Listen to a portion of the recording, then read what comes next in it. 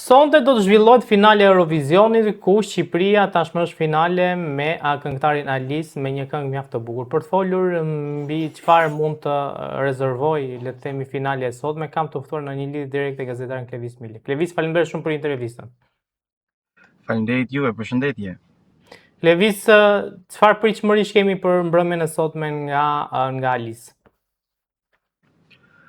Po, siç kemi parë te gjysmëfinalja, Guri Alisi na ka dhuruar plot emocione atë natë, ajo performanca, kënga vetë është një emocion vete, po edhe performanca që gjithë ata kanë thurur për të shfaqur në atë skenë, ka qenë vërtet shumë një emocion i veçantë, edhe sidomos për ne emigrantët, Guri është një thik që na godet shumë edhe na emocionon akoma dhe më shumë kur e ndjejmë atë largësinë e nënës tonë, nënat tona që na presin gjithmonë. Unë jam vetë një emigrant edhe di se sa mund të preki kjo këngë që Alisi ka shkruar në këtë edicion të Eurovizionit.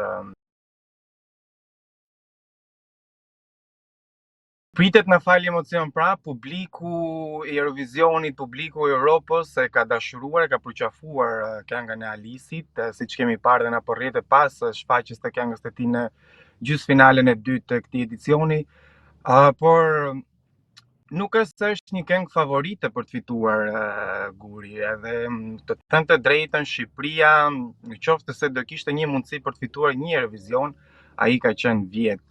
Thjesht për skemat e politikës që janë përreth edhe shtetet më të fuqishme, shtetet me më shumë lekë edhe një politikë më të thurë dhe më të fortë, gjithmonë kryesojnë dhe marrin një fitore në Eurovision. Por vjet Guri, kemi pas vërtet gjithashtu një këngë shumë të bukur, Shkodra elektronike, ka ndezur atmosferën vjet edhe akoma edhe sot mbahet mend, akoma edhe sot fansat e Eurovisionit kanë pikpyetje të se si ka mundësi ajo këngë mos të fitojë, më fal.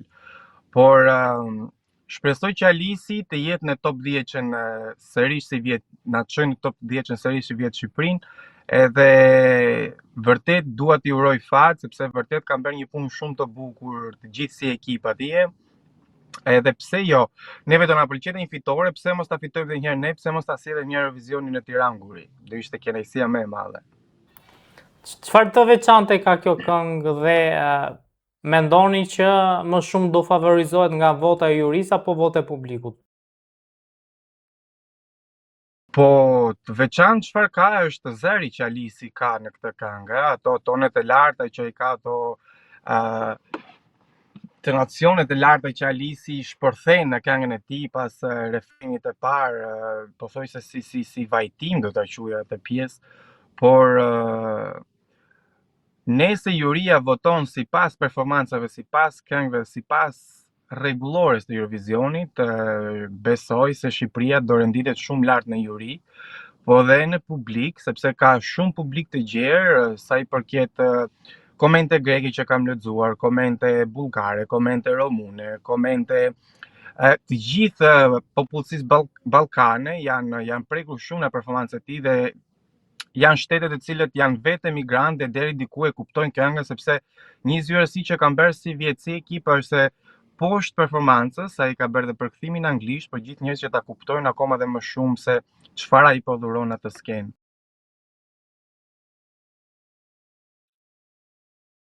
Unë shpresoj që juria ta vlerësoj këngën e Alisit sot, t'i japi një renditje të mirë, po thuaj se edhe nga publiku një top 10 në votime do jetë 100% Shqipëria, edhe lërta renditin të paktën një top 8 në juri dhe një top 10 me publikun është deri diku midis top 1 me top 10 në Shqipëria si vjetë, dhe pse jo do jetë një kënaqësi shumë e madhe, sepse tashme nuk po vujnë shtetet se kush do e fitojë. Shtetet tani vujnë në Eurovision se kush do kapi top 10 se me aq janë të kënaqur se e dinë që top 1 ta fitojnë, nuk e fitojnë dot mesin para. Eurovisioni ka ndryshuar shumë teknika, është zhvilluar shumë e më shumë, që kur ka hyrë edhe rrjetet sociale brenda, ka marrë një kthim kundrejt ndryshe, se mbaj mend Eurovisionet 2009, 2008, 2010 ka qenë vërtet një show, spektakël edhe i drejt për drejt, pa politik dhe pa ile në atë mes.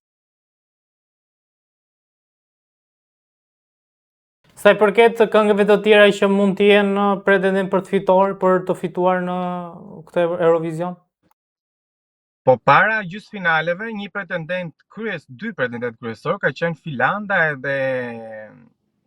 edhe Greqia. Kanë qenë dy këngët me të favorizuara sa i përket të basteve të Eurovisionit, se gjithmonë ecin që fituesin e nxjerrin sipas basteve që renditen në tabelën atje. Ka qenë Finlanda e para gjatë gjithë kohës, Greku i cili është afruar shumë afër drejt top 1-shit tek tabela e basteve, por pas gjysmëfinaleve guri, pasi janë shpallur finalistët e dy gjysmëfinaleve, kemi parë një ulje shumë të madhe për Greqinë, e cila është renditur në top 3 në këtë moment. Kemi parë Danimarkën, e cila është ngritur më lart, Australia po ashtu që ka një këngë super dhe perfekte, do ta quaja. Këngëtarja shumë e lezetshme, një zë fantastik, por kënga e cila ajo ka sjell si vjet është diçka që fansat e Eurovisionit akoma dyshojnë që mbase nuk është kënga ideale për të fituar këtë edicion. Gjithashtu favorja e Finlandës mua pikërisht nuk është se më pëlqen diçka ose është diçka e re që s'kemi parë në skenën, është thjesht violinistja që e kemi parë kush e di sa herë, që ka fituar Vigjia me një violinë me Alexander Rybak në 2009-ën. Janë po të njëjta strategji, nuk është se po na dhurojnë diçka të re që neve të na pëlqejnë. Nëse më pyet mua kush është kënga ime e preferuar si vjet dhe që ka diçka misterioze dhe është diçka shumë e veçantë, ka mesazhin e duhur, ajo është Kroacia. Ai grup gocash, të cilët kanë thurë një këngë dhe një skenografi shumë të lezetshme, shumë misterioze, edhe ka dhe një mesazh shumë të bukur në këngën e saj sa i përket femrave e tej. Më pëlqen si këngë. Po ashtu, qofse bëhet fjalë për Eurovision, këngë që duan fansët e Eurovisionit është kënga e Çipros, e cila mund të ishte një pretendente, por pasi e kanë dëgjuar live, ajo ka shkar pak më të zërin e saj, nuk i është përshtatur zërit saj ajo këngë live, nuk ka pasur zë që ta mbështesi këngën e saj, kështu që ka rënë shumë në baste dhe në syrin e publikut, por si këngë mbetet akoma të jetë një hit i këtij edicioni të Eurovisionit. A mendon se ja vlen akoma që Shqipëria të marrë pjesë në Eurovision në një kohë kur tashmë ne dim që edhe votimi është politik dhe fituesit pothuajse janë, le të themi, të paracaktuar si pasojë e votimit politik?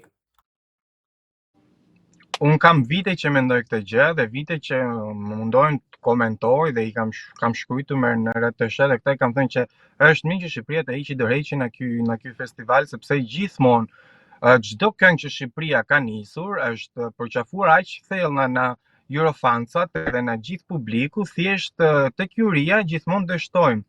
Nuk kemi parë që me vitet e tëra Shqipëria është nënvlerësuar shumë në juria, nuk është votuar, se kemi pat plot këngë të bukura. Jonida Maliqin me këngën Ktheu, e cila ka qenë një këngë fantastike, një performancë fantastike, një zë fantastik. Nuk arrit të kuptoj. Kemi pas Angela Peristerin, e cila tek pull ka mbushur një skenë në 2021-shin, ka bërë një spektakël fantastik me një këngë shumë të bukur, e cila dëgohet akoma dhe sot në fansat e Eurovisionit.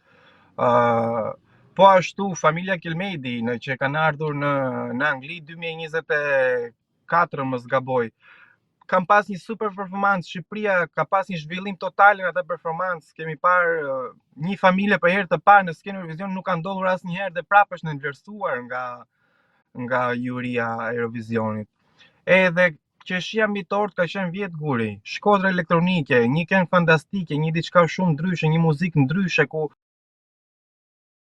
nuk e di të them. Edhe nëse mban mend kur kënga e Shqipërisë është performuar në natën finale, pasi ka marruar, komentatori i BBC-s ka thënë që zonja dhe zotrin, kjo është kënga ju sapo ndoqët këngën fituese, domethënë ishte garant për Shqipërinë që duhet fitonte vjet, ishte një nga këngët më favore, por këto politikat, luftrat që janë për qark dhe votimet me ile që Izraeli bën në këtë edicion është skandaloze. Vjet ka pas një kundërshtim mjaft fort Izraeli me ile që bëri tek pjesa e televotimeve të publikut. Domethënë Izraeli pothuajse ka pasur mbi 20-25-12 pikëshe në gjithë në shtetat në telefonin. Domethënë diçka që nuk shkon, ishte shumë shok për gjithë publikun kur panë që Izraeli ka fituar televotimin e publikut dhe është në vend të parë dhe po haq dhe me Austrinë. domethënë janë disa gjëra që nuk shkojnë edhe vetë Eurovizioni po i humpa këto dhe nuk di se si ta ndreqi. Prandaj edhe kemi parë që Spanja ka dhënë dorëheqjen, shumë shtete tjera dhënë dorëheqjen, kanë bërë shumë apele për ta hequr Izraelin në Eurovisioni, por nuk e di se çfarë i mban Eurovisionin dhe Izraelin kaq shumë që nuk mund ta largojnë edhe nuk mund të bëjnë diçka për këtë pjesë. Klevis, faleminderit shumë për intervistën. Faleminderit juve dhe ju uroj fat Alisit sot dhe mos harroni gjithë ne emigrantët kudo që ndodhemi, ndaç online, ndaç për numrin e telefonit, votojmë numrin 5 që të arrijmë sa më lart sot.